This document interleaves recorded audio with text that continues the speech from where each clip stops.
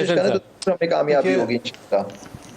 آپ نے جو شروع میں بات کی تھی نا واٹ از دا وے، دیکھیے وے فارورڈ یہی ہے کہ بالآخر سب کو بیٹھنا پڑے گا، اور اس ملک کو جو اکنامک کرائسس ہے نکالنے کے لیے ہمیں پولیٹیکل سٹیبلٹی کی ضرورت ہے۔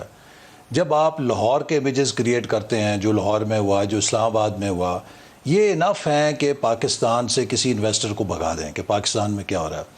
میرا یہ خیال ہے کہ میں ایک ڈیموکریٹ ہوں، جمہوریت پہ یقین رکھتا ہوں۔ ایک ابھی ہمارے پاس پلیٹ فارم ہے جس سے ہم آغاز کر سکتے ہیں، اور وہ سینٹ کا ہے۔ قومی اسمبلی سے پی ٹی آئی جا چکی ہے لیکن سینٹ کے اندر موجود ہے۔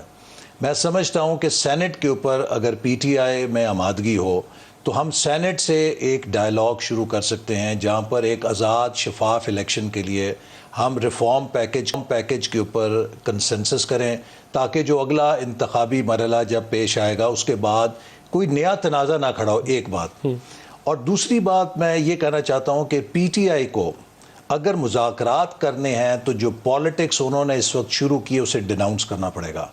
دیکھیے ندیم ملک صاحب، ہم سب اسٹیبلشمنٹ کے خلاف سیاست کرتے رہے ہیں، جنرل مشرف کے خلاف مجھے اس زمانے میں بہت کچھ سفر بھی کرنا پڑا، ہماری سب کچھ ہے، لیکن ہم سیاست میں فوج کے کردار کے خلاف ہیں، ہم فوج کے خلاف نہیں ہیں۔ آپ دیکھیے پیپلز پارٹی اور پی ایم ایل این کی قیادت کو جتنا میں سمجھتا ہوں رگڑا لگا اسٹیبلشمنٹ کے ہاتھوں، عمران خان صاحب کو تو ابھی پھول بھی نہیں مارا کسی نے، یعنی وہ تو ابھی گھر میں بیٹھے ہیں نا، ان کو تو ابھی کچھ ہوا ہی نہیں۔ جو صعوبتیں ہیں وہ تو ایف آئی آر تو ہوتی رہتی ہے، لیکن جو صعوبتیں پیپلز پارٹی اور پی ایم ایل این کی قیادت نے کاٹی ہیں اس کے مقابلے میں عمران خان صاحب کو ابھی کسی نے پھول بھی نہیں مارا۔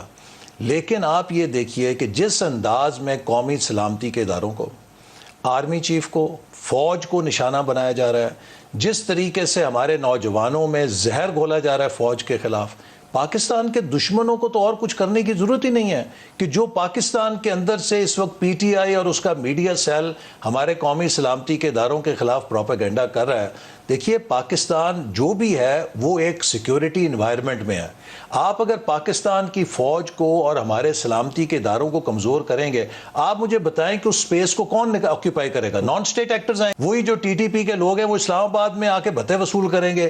یہ جو ہمارا سیکیورٹی کور ہے جس کے اوپر ہمارے فوج کے جوان، ہمارے افسر آج بھی اپنی جانیں قربان کر رہے ہیں، ابھی ایک بریگیڈیئر صاحب کی شہادت ہوئی ہے، صبح شام وہ کر رہے ہیں، اور آپ لندن میں جا کے بھارتی نژاد برطانوی وزیر اعظم کی رہائش گاہ کے سامنے آرمی چیف کے خلاف نعرے بازی کریں، اپنے ملک کے فوج کے سربراہ کے خلاف نعرے بازی کریں۔ I am sorry, this is not on.